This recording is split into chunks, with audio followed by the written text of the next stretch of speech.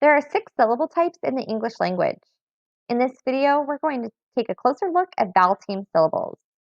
Vowel team syllables can be a little bit tricky to teach our kids because there's so many different varieties of vowel teams and sounds. But if you as the teacher are confident with your vowel team knowledge, you'll be able to pass that right on to your kids. So let's take a look at the definition of a vowel team. A vowel team has 2 to 4 letters that make a long or unique vowel sound in the word. So there's 2, 3, or 4 letters that pair up together to make the vowel sound in the word. We might most commonly think of vowel teams as 2 vowels together, like EA in the word team, make that E sound, or AI in train, say that A sound. But let's look back at our definition. It's 2 to 4 letters that make a long or unique vowel sound. It does not necessarily have to be a vowel. So IGH, those 3 letters, even though they're not all vowels, pair up to make that vowel sound I. In sleigh, the EIGH, 4 letters, pair up to say that A sound in the word. So make sure when you're teaching your kids vowel teams that you're not teaching silent letters, but vowel teams.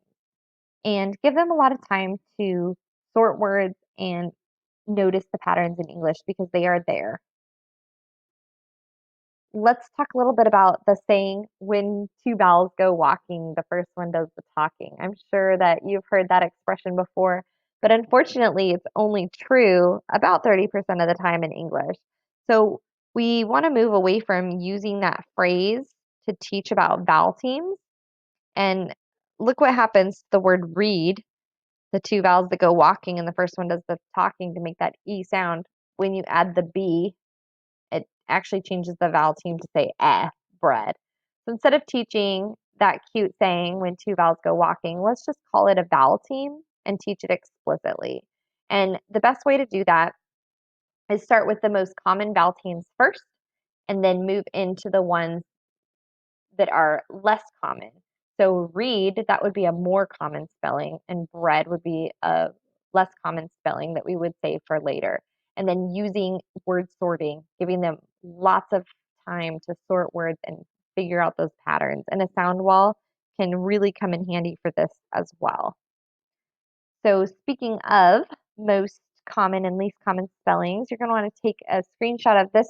Is a chart that shows the most common of each vowel team sound, and then the least common are going to be in parentheses over here. And so if you're teaching the long A sound, AI and AY are great to teach together, those vowel teams. And the reason AY is underlined is because that means it's going to be found at the end of a word.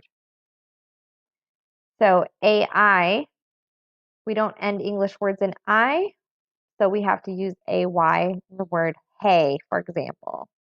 Same thing down here with long O. OA and OW both say the O sound. They're more common spellings. The less common spellings are over here. And OW you'll find at the end of a word. If we look at any of these others that don't have an underlined, it means that they're found anywhere in the word. Going on to diphthongs. Diphthongs are complex vowel teams that blend together to make a continuous sound. So what's going to happen is the shape of your mouth is going to change during these.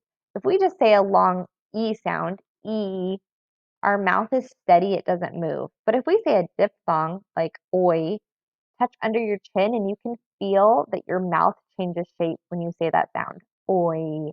It'll change shape. Ow. And that's how we know it's a diphthong. It's a more complex vowel sound. And the same thing as the other chart that I showed you, the OI, that's what you're going to use in the middle of the word, and the OY you're going to use at the end of the word because English words do not end in I. Same thing with OU and OW. We use OW at the end of the word because English words do not end in U. And finally, we have a couple more vowel teams, the ah sound and the sound. And the ah sound, the AW can be found at the end of the word, or it can be found in the middle of the word when it's paired with an N or an L, like in lawn. or crawl.